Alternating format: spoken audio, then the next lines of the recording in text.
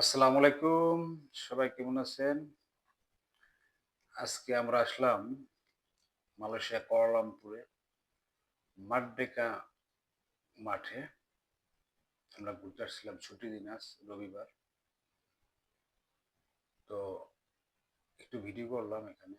এটা রাজার একটা বাড়ি, বিশাল বড় একটা বাড়ি। রাজা ইদ্রিস শাহ আল হারেস তার নাম। পরিবারটা বাড়ি ছিল, একসময় তারা এখানে বসবাস করতো। আর এখন না, এটা এখন একটা মসজিদ হয়ে গেছে, মিউজিয়াম ভিতরে। আর খুব সুন্দর। এখানে আমাদের দুই বন্ধু বসে রয়েছে, রনি আর মনির ভাই, দুইজন। আমরা আসলে ঘুরতে আসছি, মানে খুব চমৎকার একটা পরিবেশ বিকালবেলা আর কি। আর এখানে এই এখন এখন এসে পড়ছে, এখানে তো যারা ইউরোপ থেকে যারা ঘুরতে আসে, টুরিস্ট টুরিস্ট আসছে, সাইকেলিং করতেছে তারা। আর তাদেরকে বোঝার জন্য এখানে ইয়ে আছে, এখন গাইড আছে, এদেশি গাইড। তারা খুব সুন্দর করে বুঝে দিয়েছে কোথায় যাওয়া লাগবে, কেমনি কি।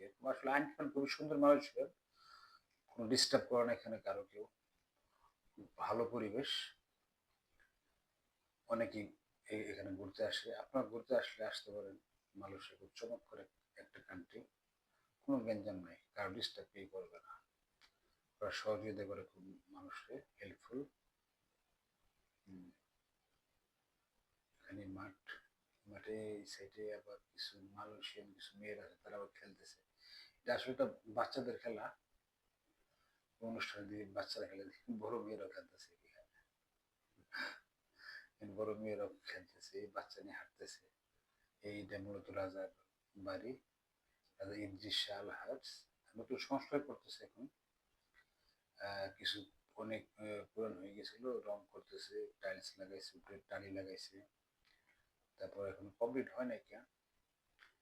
এটা একটা আপনার সাতু মালয়েশিয়া টাওয়ার, সাতু মালয়েশিয়া টাওয়ার। এটা এটা দেখতে অনেক মানুষজন, লোকজন আসে। এটা আছে মারডেকার মাঠ।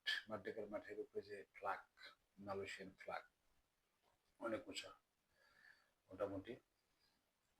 এখানে বড় স্ক্রিনে এখানে অ্যাড দিতেছে মালয়েশিয়ান মারডেকার মাঠের কি পরিচিতি, কি এটার ঐতিহ্য, সব অ্যাড দিতেছে এখানে।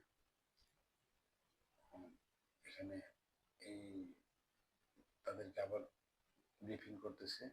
ওরা ওরা বসে রয়েছে, আমাদের দুই বন্ধু।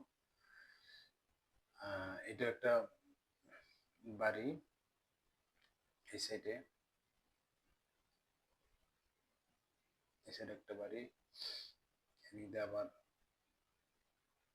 তারা বাচ্চাদের মতন খেলতেছে এখানে। হাসি পায় আসলে খেলা দেখলে। মূলত বাচ্চারা খেলে,